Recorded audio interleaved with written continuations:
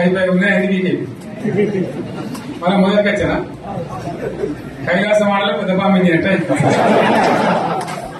అంతే కదా. ఆలోచన లేకుండా ఎటు పెడితే అటు ఎవడో చెప్తే నవ్వి ఓటేస్తే ఏమైంది అనేది ఒక మంచి గుణపాఠమే తెలంగాణ గ్యారంటీ. మంచిగా సంసారం జరుగుతుంది. దానికి తొవ్వకొచ్చినాం, రైతులు ఇంత ముఖం తెలివైతుంది, బాకీలు కట్టుకుంటుంది. ఎంతో మంది బాబు సిటీలు వేసుకుంటారు, ఏదో వేసుకుంటారు. రైతు బాగా పైసలు పడితే ఎంత సంతోషం ఉంటుంది. ఆయన పోయినట్టు దండ వేస్తాడు. ఇప్పుడు వాడు ఎంతలో ఏదో భగవంతుడు ఇచ్చినప్పుడు మోసం ఏదో మళ్ళీ ఎలక్షన్ కోసం దానికోసం చేస్తారు తప్ప కడపండ పేరు వాడు ఇచ్చే ఉంటుందా. మనం ఉన్నప్పుడు కరోనా వచ్చింది. కరోనా వస్తే కూడా రైతు బంధు ఆపలే. కరోనా వచ్చి రాష్ట్రానికి రూపాయి ఆదాయం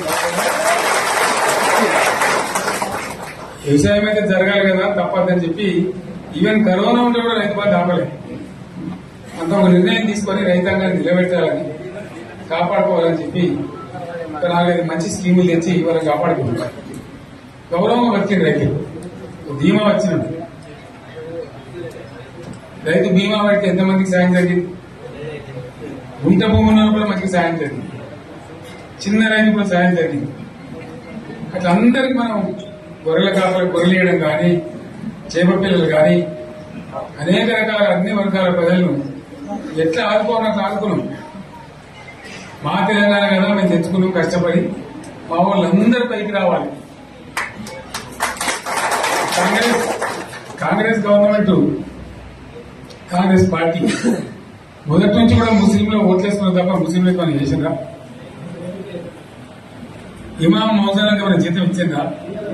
మనం వచ్చాకనే ఫస్ట్ టైం వాళ్ళని గుర్తించి వాళ్ళని గౌరవించుకున్నాం.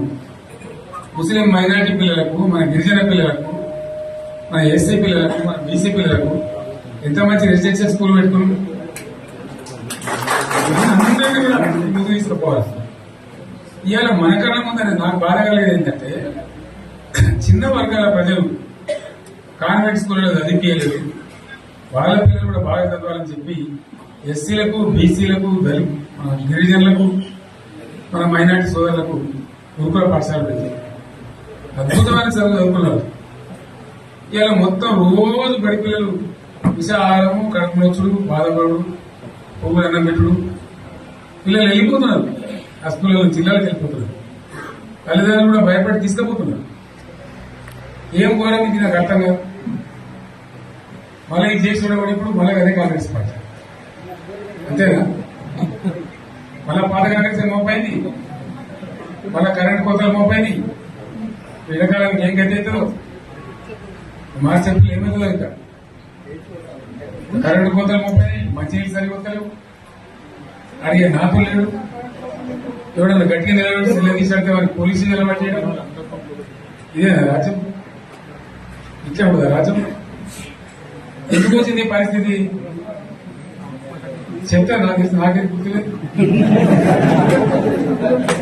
నేనేమంటున్నా అంటే, ఇట్లా అనేక పనులు చేసుకున్నాం. మనం గోదావరి నీళ్ళు తెచ్చుకుంటాం. నీళ్ళు తెచ్చుకొని మంచినీళ్ళ తర్వాత సాగు నీళ్ళు కూడా పడాలి. మెదకులో ఇంకా ప్రాంతం అంతా కొత్త అందినాయి నీళ్ళు. పాత మెదక్ జిల్లా నీటికి మిగిలిన పైచీకి వచ్చేట్టు ఎకరా నీళ్ళ స్టెట్ పెట్టుకున్నాం. టెండర్లు పిలిచిన పనులు స్టార్ట్ అయినాయి. ఉత్తరాలు వచ్చిండ్రు, పనులు మొదలు పెట్టింది. ఇవాళ కాంగ్రెస్ గవర్నమెంట్ ఆ టెండర్లు ఎందుకు ఆపింది? సంగమేశ్వర, బసవేశ్వర ఎత్తిపోతల పథకాలు ఎందుకు నిలిపేసింది? పూర్వ కోసం నిలిపేసినట్టు నేను హరీష్ రావు చెప్తున్నా. మీరు 2 తాలూకాల ప్రజలు కూడా సమీకరించి